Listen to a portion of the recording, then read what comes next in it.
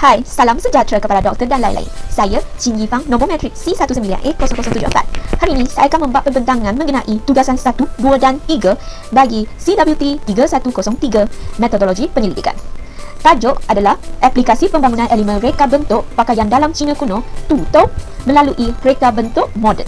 Bahagian pengenalan adalah membincangkan berkenaan latar belakang kajian yang dijalankan sepanjang ini. Contohnya, pada dinasti Han, kebahasaan pakaian dalam wanita Cina kuno akan digunakan sebagai pembalut perut di bahagian depan badan. Dan juga bagi pengenalan ini adalah akan menjelaskan subtopik berkenaan penyataan masalah, objektif kajian, persoalan kajian, skop kajian, dan 4 objektif kajian untuk kajian ini. Yang pertama, mengkaji asal-usul pakaian dalam wanita dalam masyarakat Cina kuno. Yang kedua, mengkaji ciri-ciri pakaian dalam wanita Cina kuno dari segi reka bentuk, warna, corak, motif, jenis kain dan fungsi. Yang ketiga, mengenal pasti perkembangan dan proses penghasilan pakaian dalam wanita Cina kuno dalam mempengaruhi reka bentuk pakaian moden.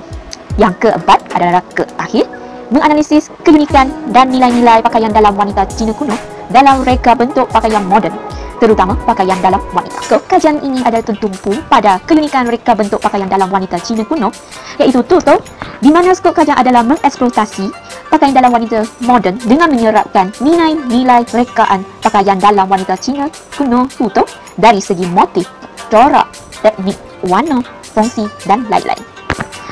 Jadual pergerakan kajian ada terdiri daripada 9 pergerakan, dari mengenal pasti isu kajian, penyataan masalah, objektif kajian, persoalan kajian, tinjauan literatur, mereka bentuk kajian, metodologi sampel dan instrumen, dan menjalankan proses analisis data, dan terakhir adalah proses pengumpulan data. Dalam kajian ini adalah membincangkan perkembangan dan ciri-ciri pakaian dalam Cina kuno, iaitu Tuto, dari segi reka bentuk, fungsi dan lain-lain. Dan juga kajian ini juga menerangkan dan menyatakan jurnal-jurnal artikel yang boleh dijadikan bukti atau fakta sokongan berkaitan kajian ini. Analisis kritik telah dibuat dan dibahagi beberapa bahagian. Yang pertama, asal usul dan perkembangan pakaian dalam Cina kuno Tuto, reka bentuk Tuto, motif dan corak, warna, cara memakai pakaian Tuto, fungsi pakaian Tuto. Pakaian dalam Cina kuno Tuto merangkumi pelbagai ciri-ciri atau nilai estetika yang tinggi, boleh dijadikan contoh dalam menghasilkan reka bentuk pakaian wanita atau lelaki. Contohnya, mereka cipta pakaian pengantin dengan menerapkan ciri-ciri pakaian Tuto.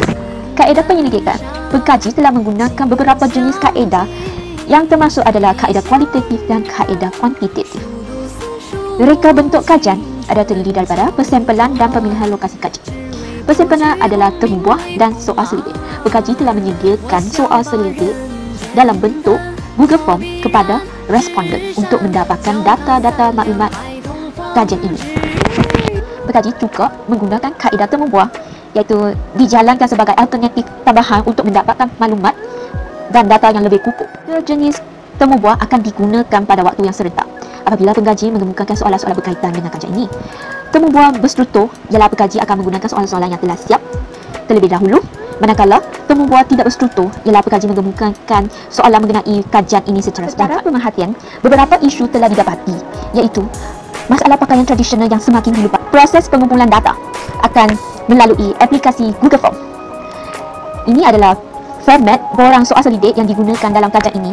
Pengkaji telah membahagikan 3 bahagian, iaitu bahagian A, bahagian B dan bahagian C, untuk menyatakan soalan-soalan yang berlainan.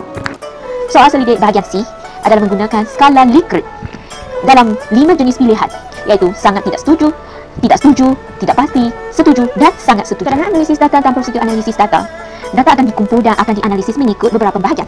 Yang terdapat 3 bahagian. Pertama, jumlah responden mengikut kategori seperti jenis, jantina, umur, bangsa, tahap pendidikan, kampus.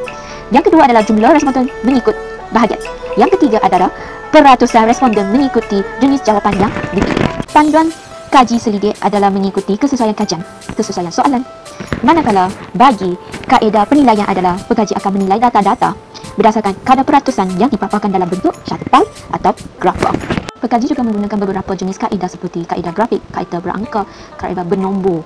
Kaedah grafik adalah tujuan untuk menambah maklumat penting yang berkaitan kajian ini, dan kaedah ini dapat menarik minat para responden untuk menjawab soalan yang diberi. Bagi kaedah berangka adalah tujuan untuk mengumpul data-data dari para responden dalam bentuk jadual, chart pie, graf. Setiap jawapan dari setiap responden akan mewakili angka 1 dalam graf pertusan. Kaedah berangka boleh memudahkan pekaji menilai data-data dengan lebih tepat dan sistematik.